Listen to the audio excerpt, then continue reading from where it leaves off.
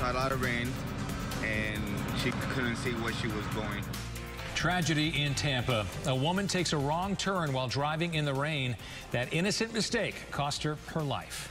Good afternoon. Thanks for joining us on this Thursday. I'm Dan Schaefer. And good afternoon. I'm Dee O'Reilly. 51-year-old Migdalia Mendoza was driving to church last night when she lost her way. She accidentally drove onto the Lowry Park boat ramp and her car slipped into the Hillsborough River.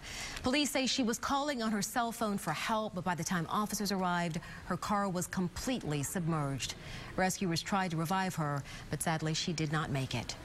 Rob Munoz has been following this story since very early this morning. He joins us now live with what you should do if you find yourself in that same situation. Good afternoon, Rob. Well, Dia, if you run into some deep trouble, almost quite literally, this is what Hillsborough Fire and Rescue will send after you, one of these boats.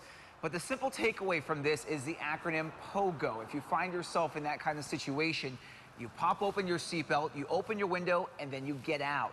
Now, if there's some more complications, here are some more tips. Window punch or a safety hammer as small as this, and as cheap as $5. Hillsborough County firefighter James Ponson says it could save your life.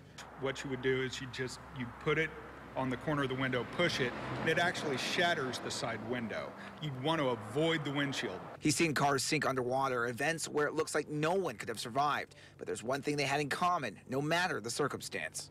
During that type of situation, it is very stressful. You don't know what's going on. All you see is water coming in.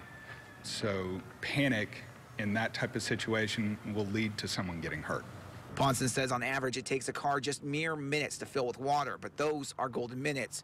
And if you can't get out and find yourself going under, don't waste valuable energy. Just wait, he says, because there's too much water pressure against the cabin. You allow the water to, start to rise. You take a breath before you actually submerge. The car fills up with water. Then you allow that to happen. You're able to open up the door. And his last tip, short and to the point. You have to have a plan, and you have to try and stay calm. Now, we don't know exactly what this driver was up against. It's still too early in the investigation. Of course, we'll certainly find out, but hopefully now you are now armed with the latest tips on what to do in case you find yourself submerged in a body of water in your car.